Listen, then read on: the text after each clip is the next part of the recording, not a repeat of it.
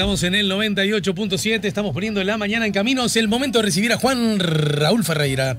Si buscas un portón automático para tu casa o para la oficina, asegúrate que sea fuerte, que sea seguro, que sea práctico, que sea un SEA. Porque solo un portón SEA te asegura el mayor respaldo técnico, un service propio en todo el país y la garantía de todos sus productos. Ingresa en seaportones.uy o llama al 2601-2611. Si vas a elegir un portón, que sea un SEA.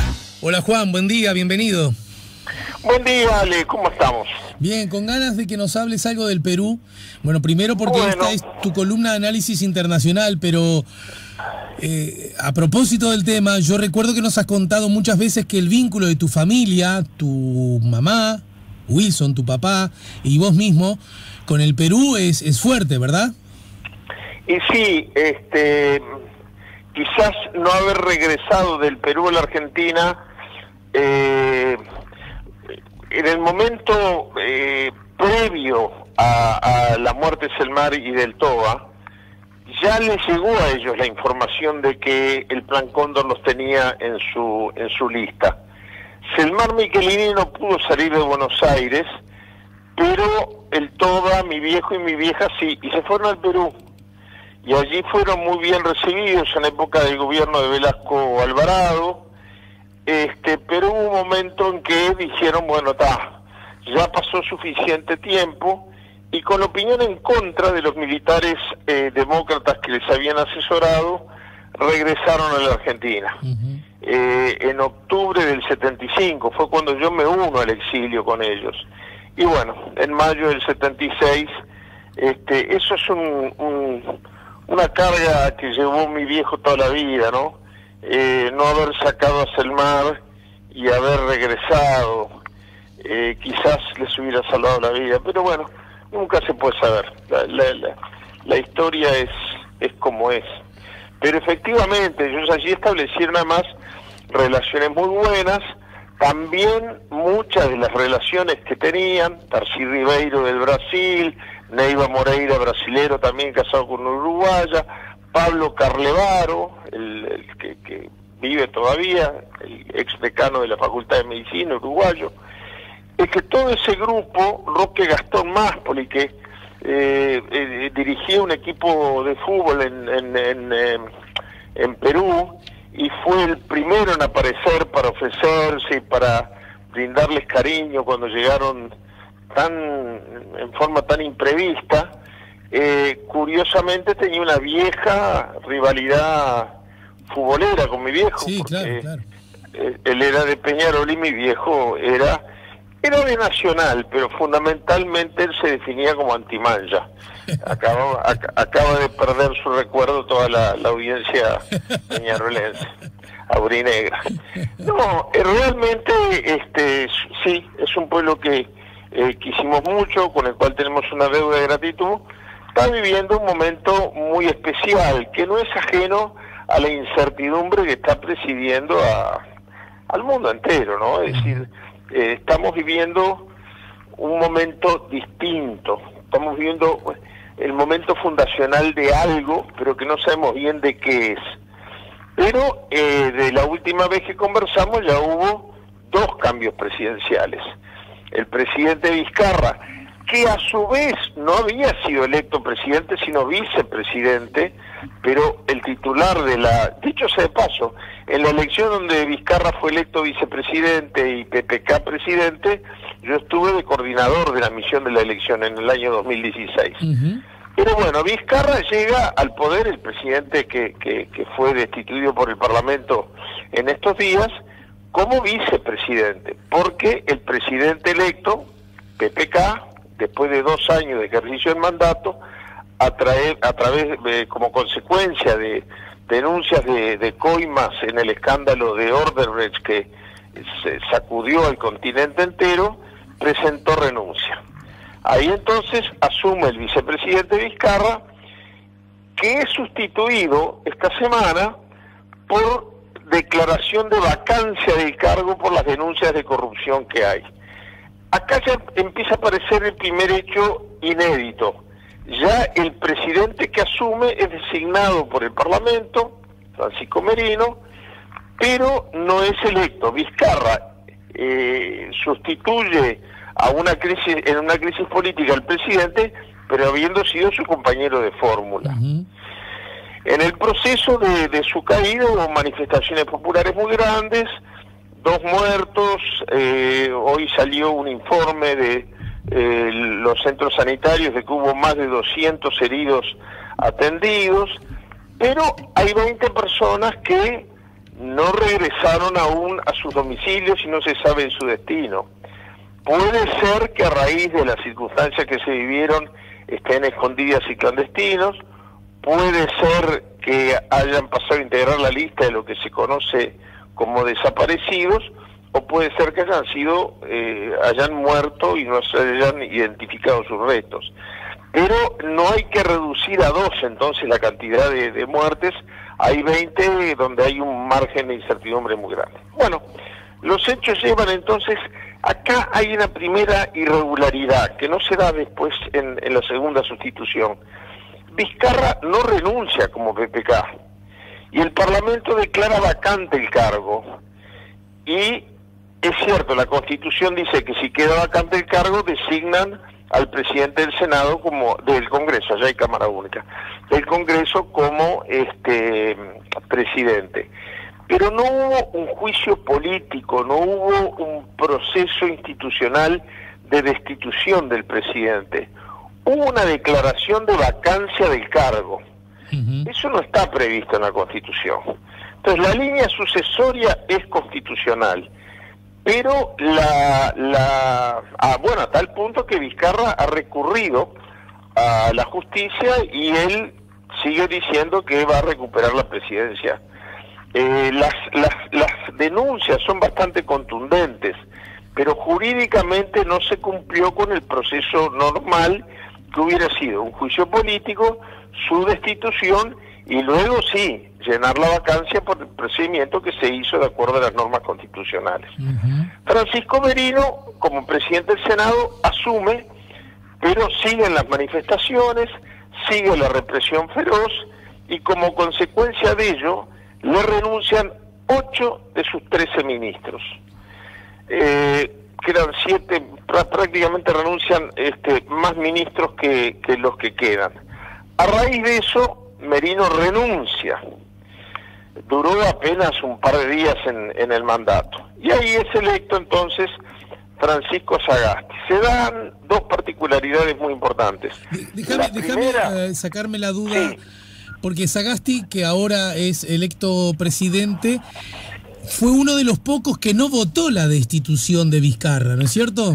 Exactamente. Bueno, esa es una de las características importantes. La otra es, para analizar, para tener en cuenta, es que se demoró mucho en elegirlo, porque hubo que elegirlo presidente del Congreso, a mí me da por decir Senado, pero repito, hay Cámara Única, hubo que elegirlo primero presidente del Congreso, luego en su condición de tal, sí, es el siguiente en la línea de sucesión. Pero ya no había presidente del Congreso porque Francisco Merino había renunciado. Entonces ahí se produce un vacío de poder muy largo, más de 48 horas sin presidente. Se le acepta la renuncia a Merino, con lo cual queda cesante automáticamente, pero el Congreso demora prácticamente 48 horas. Hubo una sesión el sábado pasado que duró varias horas y que no llegó a ningún acuerdo. Algunos sectores consideraban que tenía que ser la vicepresidenta que iba a tener que pasar a ejercer el cargo de presidenta del Congreso. Pero como no había asumido todavía, bueno, se produce toda esta discusión y entonces, si bien es cierto que él había sido de los pocos que se había negado a votar a la destitución o la sustitución de Vizcarra, termina jurando como presidente, hizo luego un discurso muy sólido, muy fuerte, hablando de cómo va a combatir el coronavirus, hablando de devolverle la confianza. El verbo devolver a mí me da cierto escozor, porque quiere decir que el propio presidente reconoce que ni el gobierno ni el sistema político hoy gozan de la confianza de la gente. El presidente Sagasti, que daría la impresión de que queda, ¿no? Bueno, tengamos en cuenta que es, en este periodo de gobierno, el cuarto presidente. En este periodo de gobierno, el segundo presidente no electo. Y en tercer lugar, que a mí no me parece poca cosa, Alejandro, él pertenece a un partido que se llama Partido Morado. Acá tenemos blancos y colorados, pero los nombres blancos y colorados vienen de hechos históricos. Se puede estar de acuerdo, se puede estar en desacuerdo, pero bueno, blanca era el color de la divisa de Uribe, y colorado el poncho patria que se daban vuelta a los seguidores de Rivera, porque la divisa celeste se les desteñía. Tiene un sentido histórico. A mí lo único que me hace acordar, y me puse a pensar, y no hay otros, ¿no?, partidos en América Latina con nombres de color, es Franja Morada, el sector político dentro del radicalismo del desaparecido presidente Raúl Alfonsín. También tenía una tradición histórica. Era el color de las listas universitarias que durante la Revolución Libertadora del 55 utilizaban los radicales más progresistas en las universidades. El Partido Morado se llama Morado porque le pusieron ese nombre porque de ese color iban a imprimir los carteles. En realidad el Partido Morado surge porque cuando las últimas elecciones, las que eligieron a PPK, Julio Guzmán, el líder del partido, quiso inscribirse y por razones formales se lo impidieron, y entonces formó un nuevo partido. Y le puso Partido Morado como le podría haber puesto Piricucú. Es decir, no hay una definición ideológica, hay una candidatura frustrada que para las elecciones del año que viene registró un lema partidario. La otra cosa que me parece que no es menor sobre el Partido Morado, es decir, yo con esto lo que quiero decir, no estoy criticando el nombre que le pusieron, lo que digo es que no es un partido que por un lado se enraigue en la tradición histórica partidaria o de corrientes ideológicas del Perú, y por otro lado es un partido nuevo, sin definición programática muy profunda, y que en la única elección que participó fue en las elecciones legislativas del pasado 26 de enero. Y en esas elecciones obtuvo en todo el Perú el 7% de los votos. Yo sé que no eran elecciones presidenciales, son las que llevaron a Merino al Senado. Merino más bien, el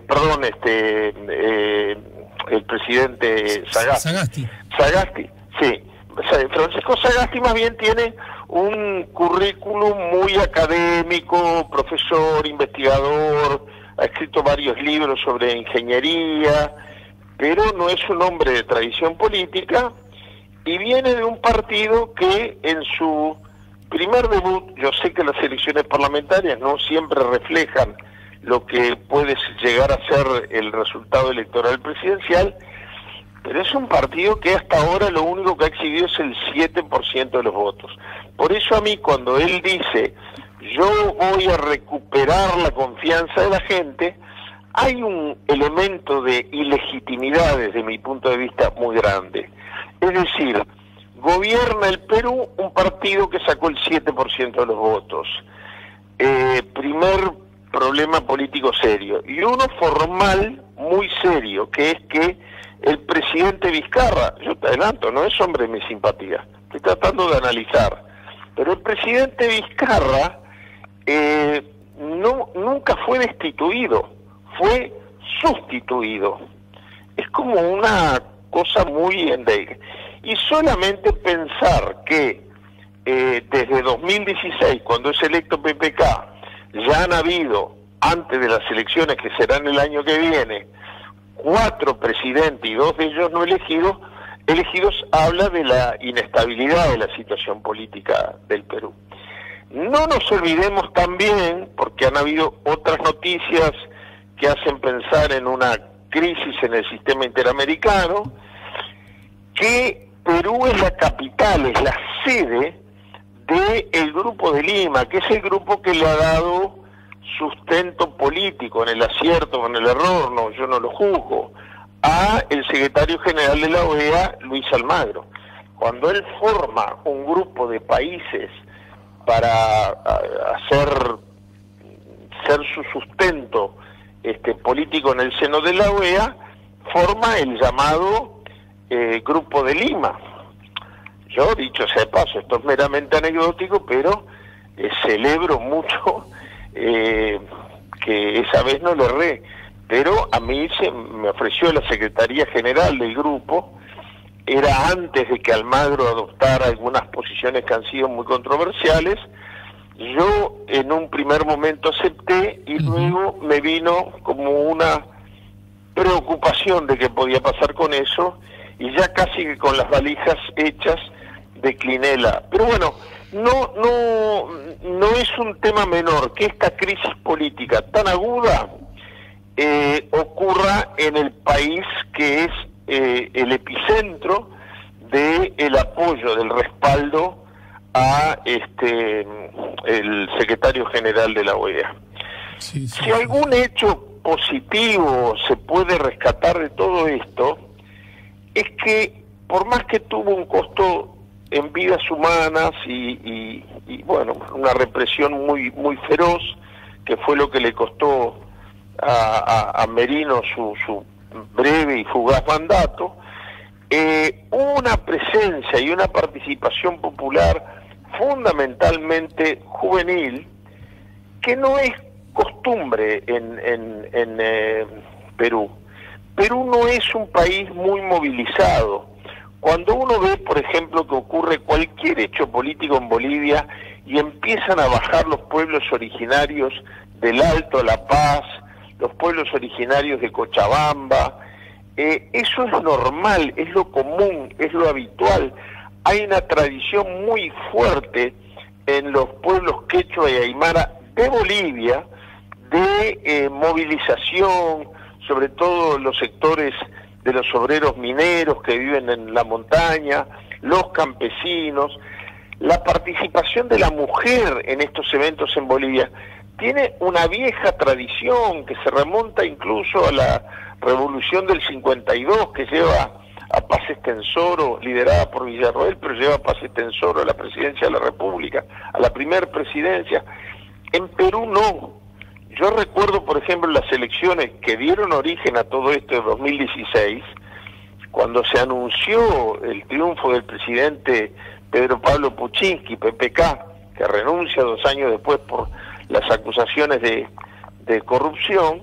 La gente no salió a las calles en Lima, donde yo estuve presenciando el escrutinio.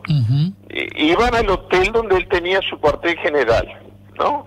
En donde estábamos nosotros estaba el cuartel general del candidato Toledo, que perdió las elecciones y que se fue a dormir temprano y no habían 15 personas en el hotel. Pero la gente que festejó es más bien una élite dirigente, no hay una tradición ni a nivel sindical ni a nivel político de movilización en el Perú. Entonces, tirar abajo 2 presidentes en una semana, no digo que me alegre, pero digo, es una señal de que algo está cambiando. El pueblo peruano está diciendo, basta, no queremos seguir adelante con esto. Y el énfasis del discurso del presidente Sagasti en el Congreso, diciendo que quiere recuperar la confianza en el sistema político del Perú, bueno, está reconociendo que esa confianza se rompió. A mí me gustaría, Alejandro, no sé cómo estamos de tiempo. Estamos un poco justos, para serte franco. Si me dejas hacer algunos titulares simplemente. Dale, y en todo caso lo desarrollamos la semana entrante. Y terminamos con ello. Por un lado está, que me gustaría incluso leerlo primero antes de comentarlo, pero el anuncio, después se supo que eran 2 periodistas, los he visto por la televisión, pero el mero anuncio de Almagro de un libro donde el entrevistado dice que ve como horizonte su militancia en el Partido Colorado del Uruguay y donde asume la responsabilidad y por primera vez le llama golpe de Estado de hace un año en Bolivia, bueno, son un hecho, porque yo no creo que mastique vidrio, por decirlo en pocas palabras. Me da la impresión de que una serie de movimientos que ponen la crisis del Perú, las elecciones del domingo pasado en Brasil, la pérdida de las elecciones por parte de Trump, la exigencia de su renuncia por parte de México, yo no descartaría, Alejandro, de que Almagro esté pensando en renunciar. Va a ser muy difícil. Las propias elecciones en Bolivia, para citar otro ejemplo, él va a tener sentado a un embajador de un gobierno que él derrocó y que confiesa que derrocó. No me sorprendería entonces que todos estos movimientos traigan aparejado la renuncia de Almagro. Y para terminar, las elecciones de Brasil fueron elecciones municipales, ¿verdad? Sí. Allí municipio quiere decir algo más que acá. Por ejemplo, la ciudad de San Paulo es un municipio, es decir, se eligen alcaldes por ciudades, no por circunscripciones ni distritos. Y se pueden mirar muchas cosas en la elección de Brasil, pero indudablemente hay que concluir que sale muy debilitado el liderazgo del presidente Bolsonaro, que su partido tiene en todo Brasil apenas el 18.33% de los votos, que en San Paulo entra su candidato cuarto con el 10% de los votos. Bueno, creo que no gana un solo alcalde en todo Brasil. Yo sé que las elecciones municipales tienen una lógica distinta que las nacionales, pero nadie puede dudar que sale muy debilitado el liderazgo de Bolsonaro. Sí, Estados Unidos seguimos con un presidente atrincherado. Justamente para subrayar la idea que estás manifestando, y siempre me lo permito hacer, hago el razonamiento de qué hubiera pasado si hubiera sido al revés. Supongamos, si los candidatos de Jair Bolsonaro hubieran ganado todo, ¿no estaríamos hablando de un implícito respaldo al presidente? Seguramente sí, ¿verdad? Sí, seguramente sí. Del mismo modo que si le va mal, seguramente, más allá de las independencias y las lógicas independientes que tiene cada elección, seguramente uno puede hacer vasos comunicantes entre una cosa y otra, ¿no? Ahora, si tú sumas ese pérdida de base popular del presidente Bolsonaro a lo que está ocurriendo en la capital del Grupo de Lima, a que se restaura la democracia con los mandatarios que derrocó Almagro, a los anuncios de Almagro y a los hechos políticos en Bolivia que restauran el gobierno por el derrocado, bueno, daría la sensación de que, y el pedido de México de su renuncia, no es descabellado pensar que Almagro esté pensando en irse. Y bien, que no pensaba irse. Por eso lo que tú decís es exacto. Si se hubiera ganado las elecciones en Brasil, candidatos partidarios de Bolsonaro, y seguramente no estaría preparando el camino para irse, porque lo que es seguro es que él fue reelecto hace un par de meses para quedarse. Nadie se reelige por 4 años para irse a los 2 o 3 meses. Me puedo quedar entonces con la idea de que tu hipótesis es que no sería extraño que Almagro esté pensando la renuncia a la Secretaría General de la OEA. Yo creo que no es disparatado pensar. Bien. Te dejo un abrazo grande, Juan Raúl. Muchas gracias. Un abrazo muy grande, Alejandro. Juan Raúl Ferreira nos ayudó a poner la mañana en camino. Si buscas un portón automático para tu casa o para la oficina, asegúrate que sea fuerte, que sea seguro, que sea práctico, que sea un SEA. Porque solo un portón SEA te asegura el mayor respaldo técnico, un service propio en todo el país y la garantía de todos sus productos. Ingresa en seaportones.uy o llama al 2601-2611. Si vas a elegir un portón, que sea un SEA.